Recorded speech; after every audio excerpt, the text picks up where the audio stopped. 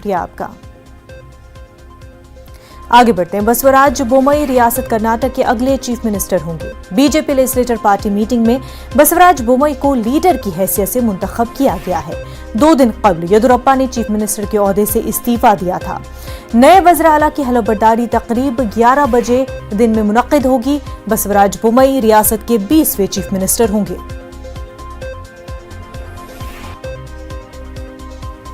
Major plan is to I am going to have a cabinet meeting as well. After that I'll have a senior officers meeting and we will review the both flood and COVID situations. ದೇವಸ್ಥಾನಕ್ಕೆ ಹೋಗ್ತೀರಾ sir ಈಗ? ದೇವಸ್ಥಾನಗಳಿಗೆ ಹೋಗ್ತೀರಾ sir ಈಗ ನಾನು ಅಲ್ಲಿ KK guest house ಹೋಗೋ ದಾರಿಯಲ್ಲಿ ಹನುಮಂತೇವ್ರ ದೇವಸ್ಥಾನವನ್ನು ನಮಸ್ಕರಿಸಿ ಮುಂದೆ ಹೋಗ್ತೀನಿ। बेंगलुरु से हमारे नुमाइंदे रऊफ अहमद हमारे साथ जुड़ चुके हैं। रऊफ, आखिरकार लिंगायत कम्युनिटी से ही लीडर को चीफ मिनिस्टर के ओहदे के लिए चुना गया है। जी बिल्कुल, लीडर येडियुरप्पा के करीबी बीजेपी के एमएलए को इस मर्तबा मौका मिला है। बसवराज सुबह 11 बजे राजभवन में मुनक्किद होने वाली जी हलफ उठाएंगे ओहदे और राजदारी का। तो यहाँ के जो गवर्नर हैं उन्हें हलफ दिलवाएंगे। तो इस क़यादत में तब्दीली का मसला बीजेपी हुकूमत की क़यादत बीजेपी ने आसानी के साथ हल किया है। हमने कुछ ही घंटों में ये पूरा अमल मुकम्मल हुआ और नए वज़ीर आला के नाम का ऐलान कर दिया गया।